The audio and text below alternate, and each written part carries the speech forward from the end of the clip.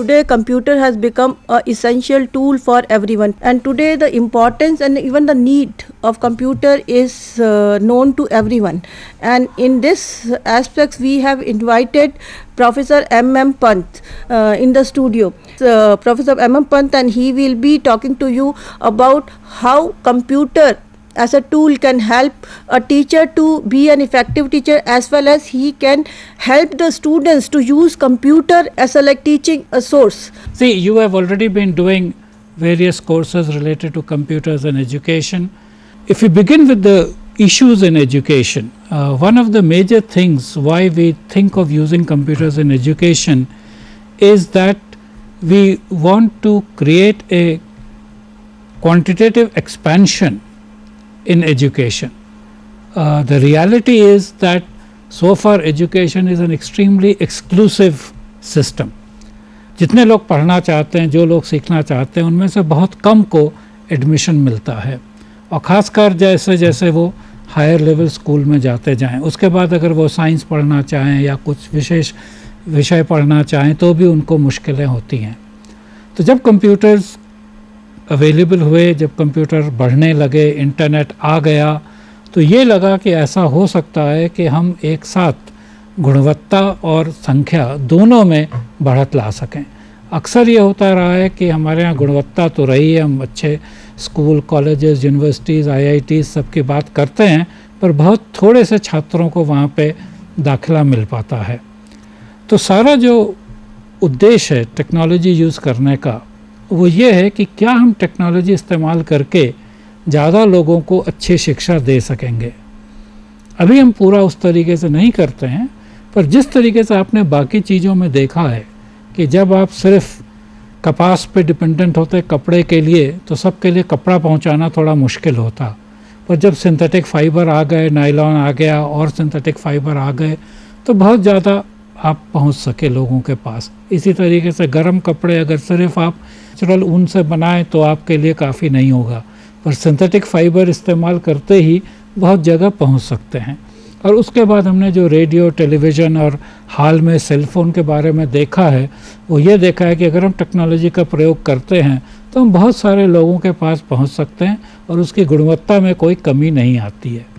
तो क्या हम शिक्षा के साथ भी ऐसा कर सकते हैं, ये आज की चर्चा का विषय है. अभी तक कंप्यूटर जब क्लासरूम में होता है तो क्या होता है, आप देखेंगे साधारणतया एक डेस्कटॉप कंप्यूटर होगा या लैपटॉप होगा, वो क्लासरूम में हो गया, एक LCD प्रोजेक्टर का इस्तेमाल कर दिया, कुछ सेशन फिर कंप्यूटर लैब में कर दिए, कोई 2-4 तरह के सॉफ्टवेयर पे वो प्रैक्टिस करा दी. लेकिन ध्यान से अगर देखें तो ये सब में यही हुआ कि भाषण हुआ, लेक्चर हुआ और इंटरैक्टिविटी जिसको कहते हैं वो काफ़ी कम रही. फ़र्क ये हो गया कि पहले वो बोर्ड में टीचर लिखता था, उसकी जगह स्क्रीन से कुछ प्रोजेक्ट कर देते हैं. तो एक तरह से क्या हुआ कि शिक्षक का जो लिखने का काम था वो घट गया, थोड़ा बोर्ड में जो चीज़ देखते हैं उसका प्रेजेंटेशन ज़्यादा अच्छा हो गया, लेकिन इसके अलावा कोई ज़्यादा फ़र्क नहीं पड़ा इस कंप्यूटर को लाने से. अब हम देखें कि आगे क्या था, हम करना क्या चाह रहे थे. हम ये चाह रहे थे कि जो हमारा पाठ्यक्रम है, जो प्रिस्क्राइब्ड है, वो पाठ्यक्रम को लोग पढ़ सकें.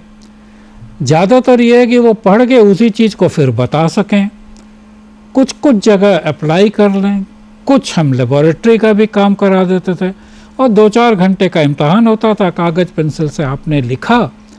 तो जो कुछ आपने करा वो सारा 1-2-2.5-3 घंटे के इम्तहान की तैयारी एक तरीके से होती थी. इसमें भी क्या होता था, इसमें यह होता था कि जब आप रिज़ल्ट की बात करें तो नंबर जो हैं वो एक नॉर्मल डिस्ट्रीब्यूशन कर्व के हिसाब से हो जाते हैं. नॉर्मल डिस्ट्रीब्यूशन कर्व के माने क्या हैं कि 10-15% को बहुत अच्छे नंबर मिलेंगे, उसके बाद कुछ बीच में होंगे, उसके बाद कुछ लोग फेल हो जाएंगे, कुछ के कम नंबर आएंगे. तो ये जो नॉर्मल डिस्ट्रीब्यूशन है, ये एक ऐसी चीज़ है जिसको हम अभी तक की शिक्षा पद्धति में मानते हैं कि ये तो होना ही चाहिए और इसको हम नॉर्मल कहते हैं. लेकिन ये काफ़ी हद तक गलत भी है. गलत इसलिए कि शिक्षा का उद्देश्य ये है कि जो हमारे पास आया हम उसको शिक्षित करें, और अगर जो हमारे पास आया उसका काफ़ी बड़ा प्रतिशत अशिक्षित ही रहा और बहुत थोड़े से प्रतिशत ने संपूर्ण शिक्षा पाई, तो फिर तो ये बात ठीक नहीं रही। और ख़ासकर अगर हम गुणवत्ता के हिसाब से बात करें तो ये तो बिल्कुल ही गलत है। आप देखिए, बहुत इंटरेस्टिंग सी रिसर्च का भी ये परिणाम है और वैसे हम सब लोग आपस में जानते ही हैं। आप अगर देखिए, जब नर्सरी में बच्चा एडमिट होता है, नर्सरी में ले लीजिए, तो करीब करीब सब बच्चे जो हैं वो एक तरह की चीज़ कर सकते हैं। हो सकता है वो ए से लेकर जेड तक अल्फ़ाबेट बता दें, ओ आ ई बता दें, क ख ग बता दें, गिनती बता दें, थोड़े बहुत और चीज़ों के नाम वाम बता दें। लेकिन ऐसा नहीं होता है कि उनमें बहुत फ़र्क हो। उनकी प्रतिभा में बहुत फ़र्क हो सकता है कि आगे जाके वो बहुत कुछ कर सकें, पर उस समय जो वो कर सकते हैं वो करीब करीब बराबर होता है। और जब आप चले जाएं क्लास 1, 2, 3, 4, 5 तक, तो भी करीब करीब सब बच्चे जो क्लास के होते हैं वो करीब करीब एक जैसी चीज़ें कर सकते हैं।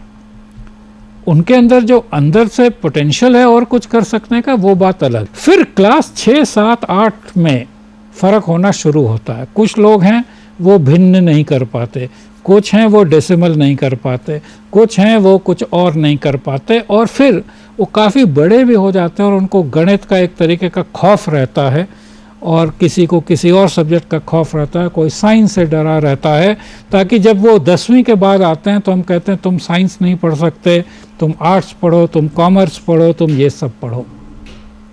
तो ऐसा क्यों होता है? ऐसा इसलिए होता है कि जब हम लोगों को साधारणतः पढ़ाते हैं तो हम हर बच्चे को एक चीज़ बताते हैं, क्लास में जो भी घंटा 45 मिनट पढ़ाया गया। अब चूंकि हर बच्चे का अपना डेवलपमेंट अलग अलग किस्म का है और उसकी तैयारी अलग अलग है, तो लिहाजा ये होता है कि कुछ तो बात सीख जाते हैं और बाकी लोग नहीं सीख पाते हैं, और उनकी कमी को दुरुस्त करते बिना हम उनको आगे भेजते चले जाते हैं। तो मान लीजिए कि आपने कोई बच्चा लिया, उसको 50% दे के क्लास 5 पास करा दिया, फिर 50% दे के क्लास 6 पास करा दिया, फिर 50% दे के क्लास 7 पास करा दिया, फिर 50% दे के क्लास 8 पास करा दिया। उसको जितना आना चाहिए था उसका आधा गुणा आधा गुणा आधा गुणा आधा, उसको तो 1/16 ही आया उसका जो उसको आना चाहिए था। और जैसे जैसे ये क्लास आगे बढ़ते जाता है वो बच्चा कमज़ोर होता जाता है, और फिर आप कहते हैं कि हमें लाखों में से कुछ ही हज़ार हैं जो कि IIT में जाने लायक हैं और कई लाख में से 1000, 2000 हैं जो IIM में जाने लायक हैं। वो तो स्वाभाविक है, क्योंकि आपने उनको शुरू में बिना चीज़ पूरी तरीके से जाने, बिना पूरी तरीके से समझे उसको आगे बढ़ने दिया था। अब साधारण क्लास में ये नहीं हो सकता है, क्योंकि एक तरीके से जब कोई टीचर क्लास में लेक्चर दे रहा है, आप क्लास में पढ़ा रहे हैं और अब क्लास में अगर 40 बच्चे हैं तो आपको लगे कि हम एक लेक्चर दे रहे हैं, पर असली में तो 40 लेक्चर हो रहे हैं, क्योंकि हर बच्चे के मस्तिष्क में जो चीज़ वो आपकी बात की समझ रहा है वो बिल्कुल अलग है। और ये बात का असर होता है इस पढ़ाई में, जो कि पूरी तरह से पूर्ण नहीं हो पाती है, अपूर्ण रह जाती है। ये तो है, कंप्यूटर तो आजकल हर स्कूल में है और कंप्यूटर टीचर भी है स्पेशली, पर क्या ये पॉसिबल है कि हर टीचर कंप्यूटर का यूज़ कर सकता है अपने टीचिंग लर्निंग में, यदि उसे कंप्यूटर का एक्सपर्टाइज नहीं भी हो? हाँ, देखिए ऐसा ना, कंप्यूटर का एक्सपर्टाइज होने की बात नहीं है। अभी सवाल है इसमें कि हम कंप्यूटर से क्या करने की बात कर रहे हैं। हाँ। तो जब भी हम बात करते हैं कंप्यूटर के एक्सपर्टीज़ की, एक तो हो गया कि एक्सपर्टीज़ कंप्यूटर के बारे में, दूसरा हो गया कि कंप्यूटर का उपयोग करना शिक्षा की चीज़ों के लिए। हाँ। तो हम जो बात कहना चाह रहे हैं वो यही कहना चाह रहे हैं कि अभी तक हम ये करते हैं कि हम कंप्यूटर के माध्यम, कंप्यूटर को एक तरीके से ब्लैक बोर्ड की तरह से ट्रीट कर रहे हैं। हाँ। हम बात करें कि आगे जो चीज़ हमें बनाने की ज़रूरत है और जो शिक्षक ही बनाएंगे वो ये कि कंप्यूटर से पढ़ाई कैसे बेटर हो। तो इसके माने जो आपको कंप्यूटर से रिलेटेड सॉफ्टवेयर होंगे, जो एजुकेशनल सॉफ्टवेयर होंगे, उनके बारे में सिखाने की ज़रूरत है। दूसरा, जो शिक्षकों को पहले से आता है उसको कंप्यूटर से करने की ज़रूरत है। जैसे आज कोई अकाउंट्स वाला है, जब वो कंप्यूटर का इस्तेमाल करता है तो वो ये करता है कि कंप्यूटर से हम अकाउंट्स कैसे बेहतर रख सकें। जो आर्टिस्ट है वो ये देखता है कि हम कंप्यूटर से ड्राइंग कैसे बेहतर बना सकें, तो वो फोटोशॉप देखता है। जो आजकल आपने एनिमेशन मूवीज देखी हो, जो एनिमेशन वाला है वो देखता है मैं कंप्यूटर से एनिमेशन ज़्यादा अच्छा कैसे कर सकूं। हाँ। किसी को इनमें से कंप्यूटर के अंदर घुसने की ज़रूरत नहीं है, वो ये करते हैं कि उनके काम का जो सॉफ्टवेयर है उसको कैसे इस्तेमाल करें अपना काम करने के लिए। अध्यापकों को भी कंप्यूटर से घबराने की जरूरत नहीं है, कंप्यूटर भी एक एड है और इसका कितनी अच्छी तरह से वो यूज कर सकते हैं वो उन्हें पता होना चाहिए। तो इसके लिए क्या है कि उनको ये होना चाहिए, जो बातें मैं कह रहा था, अगर वो ये समझें, जैसे और चीज़ों में क्या है कि जब आप कंप्यूटर का इस्तेमाल करते हैं जिसको ऑफिस में या बिजनेस में कहते हैं, तो हम कहते हैं उसको प्रोडक्टिविटी इम्प्रूव करने के लिए हम इस्तेमाल कर रहे हैं। तो अगर हम मान लीजिए पेज कंपोज कर सकते थे एक दिन में 25, तो कंप्यूटर के वजह से अब हम 100 पेज कर सकते हैं। अकाउंट्स वाला कहता है कि हमको इतना टाइम लगता था अकाउंट रखने में, तो अब हम ज़्यादा एंट्री को कर सकते हैं, ज़्यादा अकाउंट रख सकते हैं, अकाउंट तेज़ी से बना सकते हैं, एक ही दिन में अकाउंट क्लोज कर सकते हैं। जो एनिमेशन वाला कह रहा था वो कहता है कि अगर हमको एक फिल्म बनाने में 10 मिनट की 6 महीना लगता था, तो अब हम 1.5 महीने में बना सकते हैं। तो इस तरीके से एजुकेशन में प्रोडक्टिविटी एनहांसमेंट क्या है। अब एजुकेशन में प्रोडक्टिविटी एनहांसमेंट ये नहीं होगा कि जो हम 1 साल में पढ़ाते थे वो हमने 1 दिन में पढ़ा दिया। ये तो नहीं हो पाएगा, तो कुछ फर्क हो सकता है। तो हम जो कहना चाह रहे हैं कि एजुकेशन में एनहांसमेंट इन प्रोडक्टिविटी जो है वो ये आएगी कि जो अभी तक कुछ ही बच्चे पढ़ पाते थे वो ज़्यादा बच्चे ज़्यादा अच्छी तरह पढ़ सकेंगे।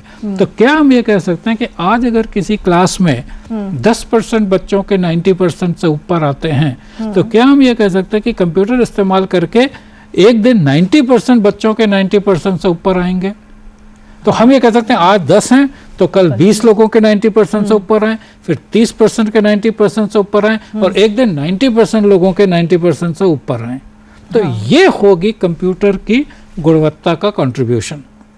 तो क्योंकि अगर हम बाकी चीजें देखें और जगह जो प्रोडक्टिविटी है वो है हायर स्पीड, लोअर कॉस्ट वगैरह की चीजें। इसका मैं जो है बेसिकली समझाने की कोशिश कर रहा था कि हम समस्या क्या हो रही है कि कंप्यूटर अब तो एजुकेशन वगैरह देखें तो 10-20 साल से इस्तेमाल हो रहे हैं, लेकिन जब हम ये विवेचना करने लगते हैं कि इसका कोई फायदा हुआ कि नहीं, तो बड़ा स्पष्ट नहीं है कि कंप्यूटर कंपनी के अलावा किसी को फायदा हुआ कि नहीं हुआ। कंप्यूटर कंपनीज को तो फायदा हुआ, उनके कंप्यूटर बिके, सब कुछ हुआ, सॉफ्टवेयर भी बिक गया, लग गया, पर स्टूडेंट को कहाँ फायदा हुआ। अगर रिजल्ट वहीं का वहीं है तो फायदा नहीं हुआ, समय उतना ही लगा, रिजल्ट वही का वही रहा, तो कहाँ पे आया। कुछ लोग ये मानते हैं कि हमने तस्वीर दिखा दी तो बढ़िया पढ़ाई हो गई। जरूरी नहीं है कि आपने मल्टीमीडिया दिखा दिया, सीडी चला दी, कुछ 2-4 बटन दबा दिए तो पढ़ाई बेहतर हो गई। क्योंकि अगर हम पढ़ाई का माप ये मानते हैं कि जो उसके लर्निंग ऑब्जेक्टिव्स थे या गोल्स थे वो अचीव हुए कि नहीं, तो कंप्यूटर एडेड लर्निंग का जो ऑब्जेक्टिव है वो ये होना चाहिए, और खासकर आप लोग तो एजुकेशन के स्पेशलिस्ट हैं, कि जो लर्निंग ऑब्जेक्टिव आपने ले डाउन किया था, चाहे वो ब्लूम्स टैक्सोनॉमी देखते हुए किया, चाहे किसी हिसाब से किया, तो आपने लर्निंग ऑब्जेक्टिव किया, ये लर्निंग ऑब्जेक्टिव हर स्टूडेंट के लिए फुलफिल हुआ कि नहीं। अभी की हमारी जो टीचिंग है उसमें ये लर्निंग ऑब्जेक्टिव कुछ स्टूडेंट्स के लिए फुलफिल हो पाता है, ज़्यादातर के लिए नहीं हो पाता है। तो कंप्यूटर का इस्तेमाल अगर सही तरीके से हुआ और डिज़ाइन सही हुई और टीचरों ने उसका सही उपयोग किया, तो वो बटन दबाने की बात नहीं है, वो बात यह है कि क्या हम लर्निंग ऑब्जेक्टिव्स को फुलफिल करने की बात कर सकेंगे। कहना हम ये चाहते हैं कि अगर पहली बार जब कंप्यूटर इस्तेमाल होने शुरू हुए थे तो ये हो रहा था कि हम एक तरीके से ये कहते थे कि जिसको कंट्री वाइड क्लासरूम टाइप का फॉर्मेट था, कि एक टीचर एक जगह बैठा है और बच्चे कहीं भी हो सकते हैं, इंक्लूडिंग घर में हो, साइबर कैफ़े में हो, कहीं वो करा गया। तो पहला जो एक तरीके का अप्रोच था कंप्यूटर एजुकेशन का वो ये था कि कंट्री वाइड क्लासरूम हो जाए, और इसरो ने एक प्रोजेक्ट भी किया था, सैटेलाइट भी था, और अभी भी जो हम बात कर रहे हैं वो कुछ कंट्री वाइड क्लासरूम तरीके की बात कर रहे हैं। इसके बाद जो चीज़ आई वो ये आई जिसमें उन्होंने एक तरीके से कहने की बात करी कि एक मल्टीमीडिया ई बुक हो गई। तो कंप्यूटर है, इंटरनेट है, सीडी है, उसके अंदर खूब सारे आपने वीडियो डाल दिया, एनिमेशन डाल दिया, ग्राफिक्स डाल दिया, तो वो थोड़ा और इंटरटेनिंग हो गया। वो फ़र्क ऐसा ही हुआ जैसे कि एक साधारण किताब है फिर एक रंगीन किताब हो गई, उसी तरीके से साधारण मटेरियल की जगह वो हो गया। उसके बाद जो बात आई उसको कहते थे वर्चुअल क्लासरूम, कि बहुत सारी चीज़ें आपने दी जिसकी वजह से वो सीख गया। पर अब जो हम बात कह रहे हैं और जिस तरफ लोग डेवलपमेंट कर रहे हैं वो ये हो रहा है कि हम एक तरीके से ये कह रहे हैं कि हर बच्चे का जो पढ़ने की तरीका है, पढ़ने का तरीका, उसके हिसाब से क्या हम पढ़ाई करा सकते हैं। तो आप लोग सब शिक्षा के लोग हैं, आपको पता है कि हर व्यक्ति की सीखने की स्टाइल फ़र्क होती है। हाँ। तो हम लोग किताब में और जब आप पढ़ते हैं थ्योरी में तो कहते हैं लर्निंग स्टाइल होती है, तरह तरह के लर्नर होते हैं, ऑडियो, वर्बल, विजुअल, ये वो, और मॉडल्स होते हैं। एक अप्रेंटिस मॉडल होता है जिसको कि आप सब चीज़ें बताएं वो सुन के सीखता है, एक डिडक्टिव मॉडल होता है, फिर एक इंडक्टिव मॉडल होता है, फिर एक डिस्कवरी मॉडल होता है। अब हम ये सब बातें बीएड में, एमएड में, किताब में पढ़ा के कर देते हैं, पर हम रोज के रोज कर नहीं सकते, और कर भी नहीं सकते कि अगर 40 बच्चे एक क्लास में हैं और उनकी लर्निंग स्टाइल 5 अलग अलग तरह की हैं, तो 6 बच्चे हर लर्निंग स्टाइल के हैं, तो कैसे कोई टीचर 40 मिनट में 6 लर्निंग स्टाइल से वही चीज़ को कह सकेगा। लेकिन ये भी हम जब जानते हैं कि जब तक टीचर की टीचिंग स्टाइल और लर्नर की लर्निंग स्टाइल में मेल ना खाए तब तक लर्निंग नहीं होगी। तो अभी क्या होता है कि इत्तेफाक से कुछ बच्चों का लर्निंग स्टाइल या वो धीरे धीरे वैसे बन जाता है, वो हो जाता है। तो एक जो कंप्यूटर में आजकल की प्रोग्रेस है उसको एडेप्टिव लर्निंग कहते हैं। एडेप्टिव लर्निंग में क्या कर रहे हैं कि एक ही मटेरियल सब बच्चों को देने की जगह उसी चीज़ पे, जैसे हमने कहा कि आप कोई चीज़ की बात करें तो एक मेथड है जिसमें एग्जाम्पल और एग्जाम्पल दिए, एक में थोड़ा एब्स्ट्रैक्ट फॉर्म में दिया, एक में उससे कहा कि जाके प्रोजेक्ट करके आओ, एक में कुछ और तरीके से कहा, और फिर बच्चों को करने दिया और उसके बाद देखा कि वो कितना सीख रहे हैं, और फिर जो उनका नया इनपुट आया और कंप्यूटर ऑटोमेटिकली ये सॉफ्टवेयर करेगा वो वैसा आया जो उनकी स्टाइल को सूट करता है, और जब उनको स्टाइल को सूट करता हुआ आएगा तो वो ज़्यादा तेज़ी से सीख सकेंगे।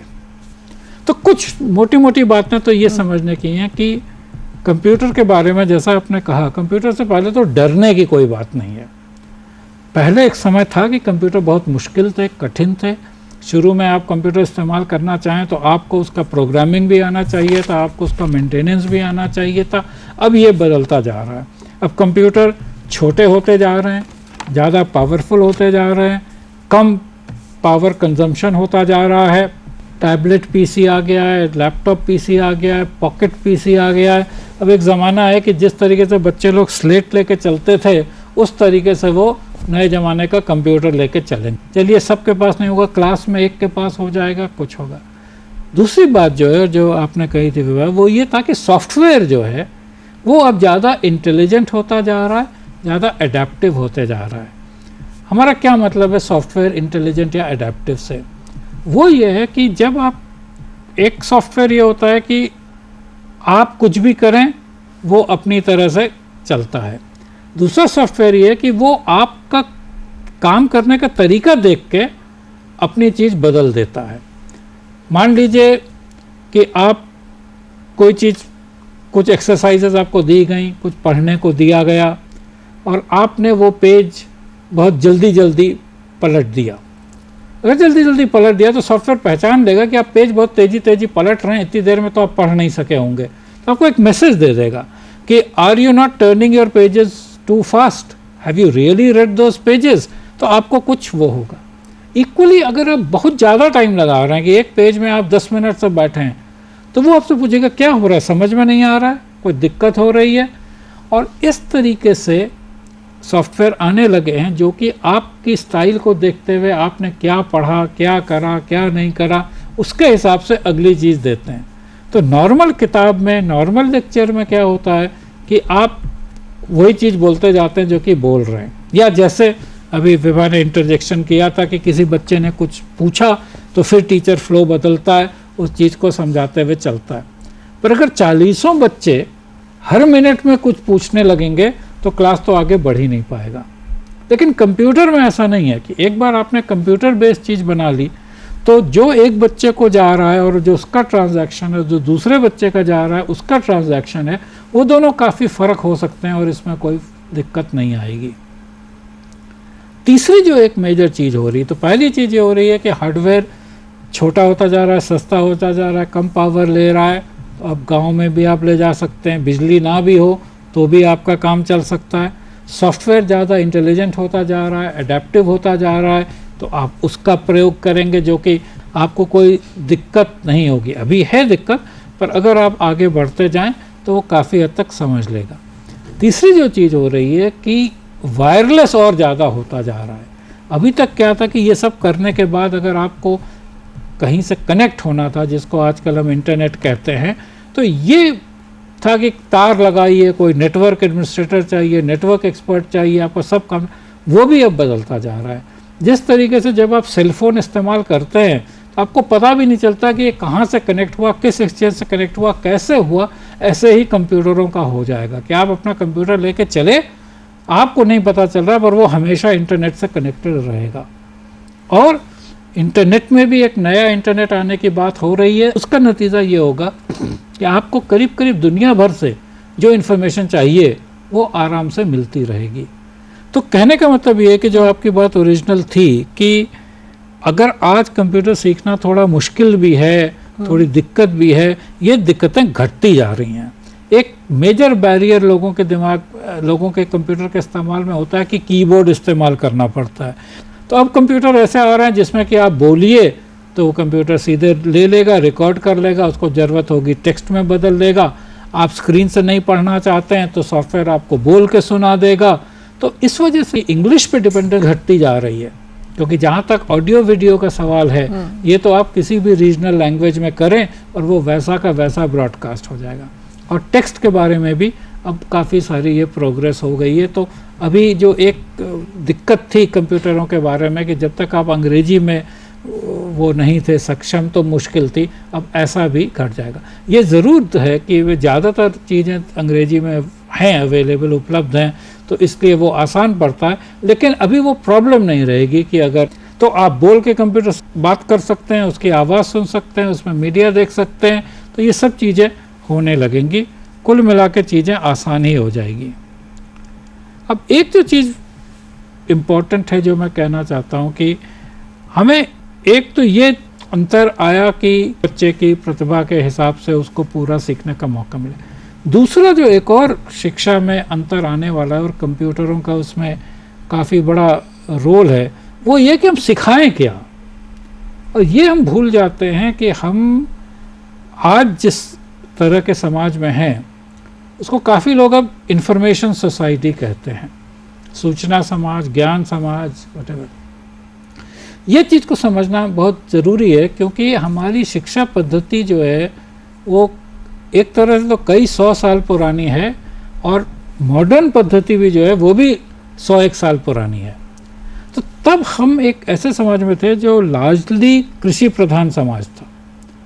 और हम यहीं की बात नहीं कर रहे हैं, अमेरिका की यूनिवर्सिटीज़ का एकेडमिक कैलेंडर भी इस तरीके से बनाया जाता था कि स्टूडेंट छुट्टी में जाके अपने अपने खेतों पे काम कर सकें और फिर आ जाएं। हमारा देश भी कृषि प्रधान देश है और समाज काफ़ी हद तक वो है। तो जो हमारी पढ़ाई की चीज़ थी वो एक एग्रीकल्चरल सोसाइटी और उसके बाद थोड़ा थोड़ा इंडस्ट्रियल सोसाइटी की तरफ, औद्योगिक समाज, जब ये सारी फैक्ट्रीज वगैरह आईं। अभी जो हम लोग बात कर रहे हैं वो हम बात ये कर रहे हैं कि एक सूचना और ज्ञान समाज की ओर जाने की, जिसमें दो अंतर आते हैं। पहले ये था कि पुरानी चीज़ के बारे में जानकारी रखना और उसको एकदम शुद्ध और सही तरीके से दोबारा बता सकना बहुत ज़रूरी था और इम्पोर्टेंट था। चाहे आप सिविल सर्विस में जाएं, चाहे आप डिफेंस सर्विस में जाएं, चाहे आप कोई काम करें। लेकिन अभी जो चीज़ आ रही है उसमें क्या है कि पुरानी बात को बता सकने की क्षमता जो है वो बहुत इम्पोर्टेंट नहीं रह गई। क्यों? क्योंकि वही कंप्यूटर्स के अंदर वो स्टोर्ड है, अवेलेबल है, दुनिया भर से कंप्यूटर कनेक्टेड हैं, तो कहीं से भी मिल जाएगी। पर जो चीज़ें अब ज़्यादा ज़रूरी हो गई हैं वो ये है कि क्या आप इस सारी जो जानकारी है इसका कुछ मीनिंग निकाल सकते हैं, इसको कुछ समझ सकते हैं। प्रॉब्लम सॉल्विंग, इंफॉर्मेशन हैंडलिंग, इस तरीके की नई चीज़ों की ज़रूरत है। तो जो हम बात कर रहे थे कि अभी तक हम सिर्फ ये देखते थे कि कोई बच्चे को कोई चीज़ आ गई, वो याद करके 3 घंटे के इम्तहान में दिखा सकता है कि नहीं। अब ये नहीं है। अब ज़्यादा ज़रूरत इस बात की है कि जो बातें उसको पता हैं उसको लेके वो क्या कर सकता है। और जब हम इसकी बात करते हैं तो हमारे जो मूल्यांकन के तरीके हैं वो भी बदल जाएंगे। तो आजकल विदेशों में इसकी काफ़ी बात हो रही है कि लोग जब इसके बारे में देखते हैं, एक तरीके से उसको जो शब्द का इस्तेमाल कर रहे हैं उसको कह रहे हैं Chronicle of life long learning, कि शुरू से जब से आपने सीखना शुरू किया तब से अब तक आपने क्या सीखा, कैसे सीखा। आपकी एजुकेशन की भाषा में इसको मेटाकॉग्निशन भी कहते हैं कि सीखने का तरीका क्या है, कैसे आप करते हैं।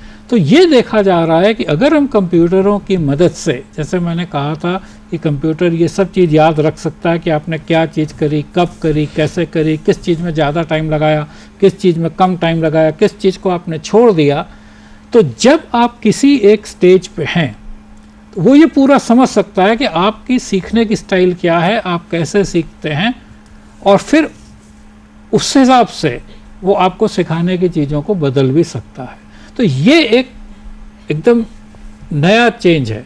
देखने में सब कठिन लगता है, उपलब्धि तो तब होगी जब सर्व शिक्षा अभियान आप करेंगे और हर जो छात्र पढ़ने आया है, जो उसको सीख लेना चाहिए था, जो लर्निंग आउटकम होनी चाहिए थी उसके किसी स्टेज में, वो पूरी तरह से है। अगर कम से कम 100% की नहीं है तो 90% की तो है ही है। तो अगर हम ये चाहते हैं कि 90% लोग 90% लर्निंग आउटकम के तरफ बढ़ें, तो हमको ये चीज़ें बनानी पड़ेंगी कि नए मूल्यांकन के तरीके क्या हैं, नए हम उसको पढ़ाएंगे क्या, और ये सारी चीज़ें सॉफ्टवेयर ही करेगा, क्योंकि कोई इंसान नहीं कर सकता है कि इतने सारे लोग होते गए।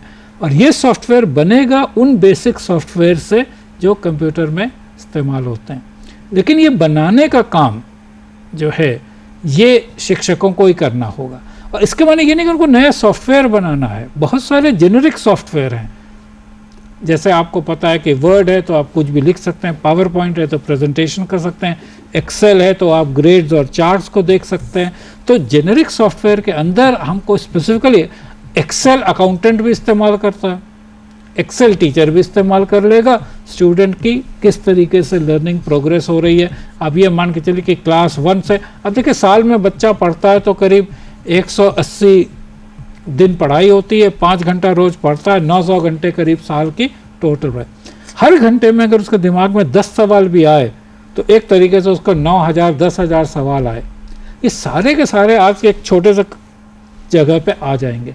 लेकिन अगर ये चीज़ें हैं कि ये सवाल उसके आए थे, ये चीज़ों का पूरी तरह से जवाब मिला नहीं मिला, पूरी तरह से उसने सीखा कि नहीं सीखा, तो एकदम नया किस्म का तरीका पैदा हो सकता है पढ़ाने का।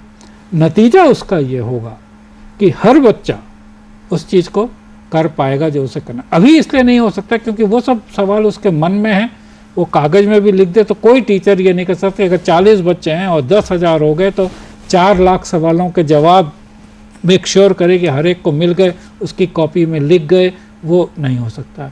पर टेक्नोलॉजी से, कंप्यूटर से इस तरीके की चीज़ होने की पूरी संभावना है। तो एक और जो चीज़ हो रही है, एक तो मैंने आपको बताया कि हार्डवेयर, सॉफ्टवेयर और नेटवर्क में, एक और जो चीज़ हो रही है वो है जिसको हम लोग कन्वर्जेंस कहते हैं। एक ज़माने में किताब का पब्लिशर किताब बेचता था, मैगज़ीन का पब्लिशर मैगज़ीन बेचता था, न्यूज़पेपर होते थे, टीवी चैनल में टीवी के प्रोग्राम आते थे, रेडियो स्टेशन में रेडियो प्रोग्राम आते थे, म्यूज़िक में रिकॉर्ड लेबल होते थे, HMV हिज मास्टर्स वॉइस वो रिकॉर्ड बेचता था, एजुकेशनल इंस्टीट्यूशंस पढ़ाते थे, और इंटरनेट नाम की कोई चीज़ नहीं थी। सब चीज़ें बिल्कुल अलग अलग थी। कुछ कुछ होने लगा, मैगज़ीन्स में उन्होंने पढ़ाई की बात शुरू कर दी। आज कभी कभी अखबार में भी कोई CBSE के मॉडल आंसर दे देते हैं, अखबार वाले कैट और IIT JEE की तैयारी करा देते हैं, लेकिन अखबार है, मैगज़ीन है, किताब है। पर अभी जो टेक्नोलॉजी के साथ हो रहा है वो एकदम से बदलता जा रहा है, क्योंकि जो डिजिटलाइजेशन हुआ, जिसमें माने ये है कि हम किसी भी चीज़ को ज़ीरोज़ और 1 के रूप में लिख सकते हैं। तो पहले तो शुरू किया गया कि नंबर्स को लिखना, फिर शुरू किया गया अल्फ़ाबेट्स को लिखना, फिर हुआ कि पिक्चरों को बनाने लगे, फिर ये हुआ कि भाई जो लोग बोलते हैं वो ऑडियो, उसकी भी रिकॉर्डिंग को डिजिटलाइज कर सकते हैं। जब सब चीज़ें डिजिटलाइज कर सके तो फिर आपके पास एक तरीके की कन्वर्जेंस हो गई। कन्वर्जेंस कैसे हो गई? हार्डवेयर में। आज आप किसी बच्चे का सेलफोन देखें तो वो सेलफोन भी है, रेडियो भी है, कैमरा भी है, कंप्यूटर भी है। कंटेंट में यही हो गया है कम्युनिकेशन में ये हो गया है। आप नॉर्मल मशीन देखिए, पहले प्रिंटर अलग होता था, स्कैनर अलग होता था, फैक्स मशीन अलग होती थी, आजकल वो सब एक ही हो गया। ब्रॉडकास्टिंग और इंटरनेट, हम लोग जो सैटेलाइट बेस कर रहे हैं ये एक अलग होती थी, इंटरनेट अलग होता था।